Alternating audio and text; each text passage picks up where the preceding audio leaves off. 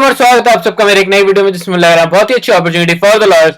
और ये अपॉर्चुनिटी निकाली मिनिस्ट्री ऑफ सिविल एविएशन ने और ये अपॉर्चुनिटी काफी अच्छी होने वाली है आप सबके लिए क्योंकि एक फ्रेशर वैकेंसी होने वाली है, साथ ही साथ ये यंग प्रोफेशनल्स के लिए होने वाली है, तो आप इसको बिल्कुल अप्लाई कर सकते हैं।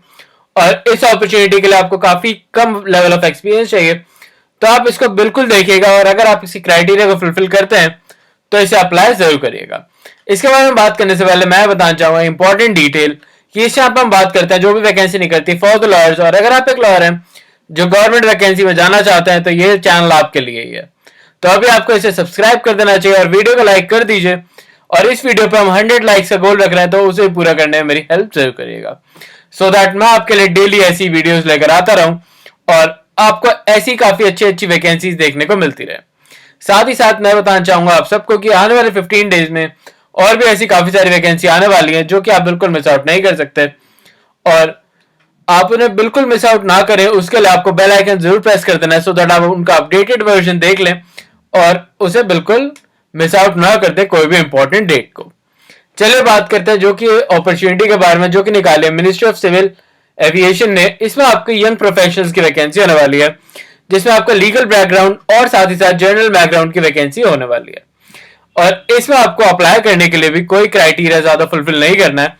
पहले इसकी इंपॉर्टेंट डेट के बारे में बात कर लेते हैं, तो 10th of December 2024 से पहले पहले आपको इस अपॉर्चुनिटी को भर देना है। और यह अपॉर्चुनिटी आप सबके लिए काफी एक अच्छा स्टेपिंग स्टोन हो सकता है क्योंकि इससे आपको काफी अच्छा एक्सपीरियंस मिलेगा, साथ ही साथ एक परमानेंट जॉब आपके लिए बन सकती है। चलिए देखते हैं इस अपॉर्चुनिटी की तरफ। तो इसमें आपका जो भी एजुकेशन क्वालिफिकेशन है पहले हम उसको क्राइटेरिया फुलफिल करके देख लेते हैं। तो पहले हम देखते हैं जनरल बैकग्राउंड के लिए जो अपॉर्चुनिटी निकाली गई है। तो जनरल बैकग्राउंड के लिए जैसे कि आप देख सकते हैं कि इन्होंने साफ साफ कहा है कि उनके पास अगर कोई बैचलर्स डिग्री है, साथ ही साथ उनकी एक रिकॉग्नाइज्ड यूनिवर्सिटी होना काफी ज्यादा जरूरी है। अगर ये दो क्राइटेरिया फुलफिल कर रहे हैं, साथ ही साथ उनके मिनिमम 60% ऑफ मार्क्स आए हुए हैं इन फाइनल एग्जाम, तभी वो इस अपॉर्चुनिटी के लिए अप्लाई कर सकते हैं। और यही एक सिंपल क्राइटेरिया है इस अपॉर्चुनिटी को फिल आउट करने का। चलिए देख लेते हैं लीगल बैकग्राउंड के बारे में। तो अगर आपने BLLB या फिर LLB करी हुई है विद रिकॉग्नाइज्ड यूनिवर्सिटी और साथ ही साथ आपके पास 60% ऑफ मिनिमम मार्क्स हैं इन योर फाइनल एग्जाम, तो आप इस अपॉर्चुनिटी के लिए बिल्कुल अप्लाई कर सकते हैं और आप इनके साथ बिल्कुल एक कैंडिडेट बन जाएंगे फॉर सच एन अपॉर्चुनिटी।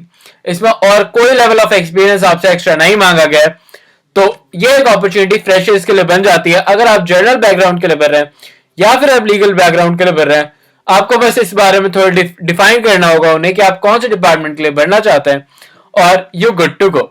उसके बाद आप इस अपॉर्चुनिटी को बिल्कुल भर सकते हैं और आपको कोई भी ऐसा क्राइटेरिया फुलफिल करने की नीड नहीं है। अब देख लेते हैं इन्होंने डिजायर्ड क्वालिफिकेशंस में क्या मांगा है।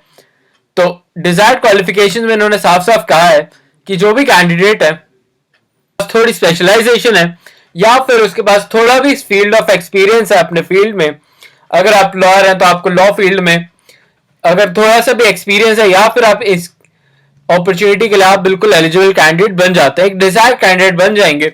साथ ही साथ अगर आपने किसी गवर्नमेंट ऑर्गेनाइजेशन के साथ काम किया हुआ है तो भी आप इनके लिए एक डिजायर्ड कैंडिडेट बन जाएंगे।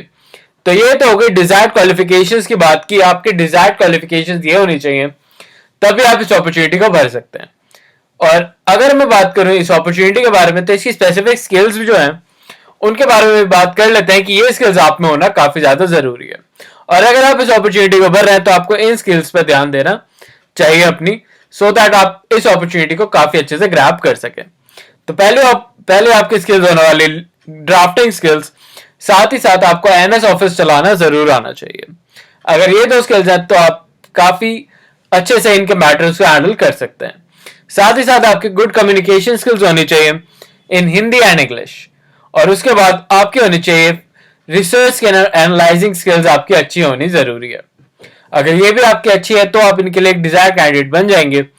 साथ ही साथ आपको एक टीम पर्सन या फिर टीम प्लेयर होना काफी जरूरी हो जाता है, क्योंकि एक आपका जो भी वर्क है वो एक टीम को कंडक्ट कराना होगा और साथ ही साथ आपका जो भी टीम वर्क होना चाहिए वो काफी अच्छा होना चाहिए फॉर सच एन अपॉर्चुनिटी।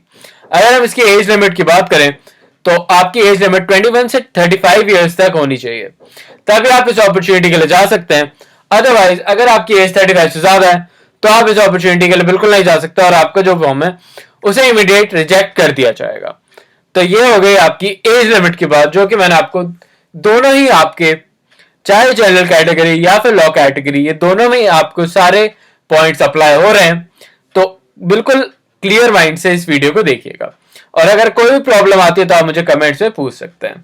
साथ ही साथ अगर मैं इसके बात करूं आपकी रेम्यूनरेशन से रिलेटेड, तो आपकी रेम्यूनरेशन होने वाली है 50,000 per month for the general candidate. और अगर आपने कोई पोस्ट ग्रेजुएशन या फिर आपके पास कोई एक्सपीरियंस है इन योर फील्ड, तो आपकी सैलरी बढ़ जाएगी और हो जाएगी आपकी 54,000 रुपीज।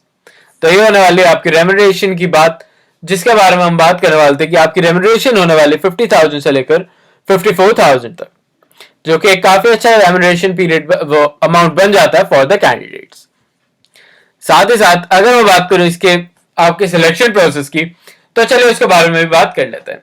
तो सिलेक्शन प्रोसेस में जो भी आप फॉर्म फिल आउट करेंगे उसके बेसिस पे ही आपको शॉर्टलिस्ट किया जाएगा और उसके बाद आपका एक इंटरव्यू और टाइपिंग टेस्ट होगा, जिसमें आपका इंग्लिश टाइपिंग कंप्यूटर में आपका टाइपिंग टेस्ट कराया जाएगा। उसके बेसिस पे आप सब कैंडिडेट को सिलेक्ट करा जाएगा फॉर सच एन अपॉर्चुनिटी। तो इसका जो भी सिलेक्शन प्रोसेस है वो काफी सिंपल होने वाला है, तो आप इसको बहुत ही ध्यान से इसके फॉर्म को फिल आउट करिएगा। चलिए बात कर लेते हैं कि आप इसका फॉर्म कैसे फिल आउट करेंगे, उसके बारे में भी देख लेते हैं। तो जैसे कि आप देख सकते हैं एनेक्सर 2, और ये फॉर्म मैंने आपको डिस्क्रिप्शन में दे दिया है, जहां पे जाकर आप इसे प्रिंट आउट करा लीजिएगा। तो एनेक्सर 2 को आपको प्रिंट आउट कराना है, इसका बहुत ही सिंपल फॉर्म है। तो आपको अगर कोई भी प्रॉब्लम होती है फिर भी, तो भी आप मुझे कमेंट्स में पूछ सकते हैं। इस फॉर्म को आपको प्रिंट आउट कराना है और साथ ही साथ इसमें अपने सारे डॉक्यूमेंट्स आपको अटैच करने हैं और उन्हें सेल्फ अटेस्ट जरूर कर लीजिएगा, सो दैट वो आपका सेल्फ अटेस्टेड डॉक्यूमेंट्स होना इनमें काफी ज्यादा जरूरी हो जाता है। उसके बाद आपको बनानी है इसकी एक पीडीएफ, और पीडीएफ फाइल बनाने के बाद आपको सिंपली इसको अपने जीमेल को खोलना और इनके ईमेल आईडी को वहां पे डाल के और साथ ही साथ अपनी पीडीएफ को उसमें अटैच करके इन्हें भेज देना है। और साथ ही में आपको जो सब्जेक्ट लिखना है उसमें आपको डिफाइन करना होगा that this application is for general candidate और फॉर द लॉ। तो अगर आप इसे डिफाइन कर देंगे अपने सब्जेक्ट में, तो ये आपकी एक सीधी सीधी आपका जो भी फॉर्म है वो अप्लाई हो जाएगा और आपकी इसमें कोई भी एप्लीकेशन फीस नहीं लग रही है, जैसे कि आपको खुद ईमेल करना है। तो ये भी आपका एक पॉइंट बन जाता है। ये आपकी अपॉर्चुनिटी, जो भी आपका ईमेल आईडी है वो होने वाला है sdit.div/moca@gov.in। ये आपकी ईमेल आईडी होने वाली है जिस पे आप इसे ईमेल करेंगे। और अगर आप चाहते हैं कि आप इसे एक फिजिकल फाइल भेजना चाहते हैं इसकी, तो आपको जो भी अपने डॉक्यूमेंट्स हैं उनकी पीडीएफ फाइल बनाने की कोई जरूरत नहीं है। आपको बस उन सबको एक एनवलप में डालना है और उन्हें भी आप इस एड्रेस पे भेज सकते हैं जो इन्होंने यहां पे दे रखा है। तो इस एड्रेस पे आप उसे, बट इस बात का ध्यान आपको जरूर रखना होगा कि 10th दिसंबर से पहले पहले वो वहां पे रीच आउट कर जाए। तो जो भी आपको ये काम करना है वो 10th दिसंबर से पहले करना है, तो इस डेट का ध्यान बहुत जरूर रखिएगा।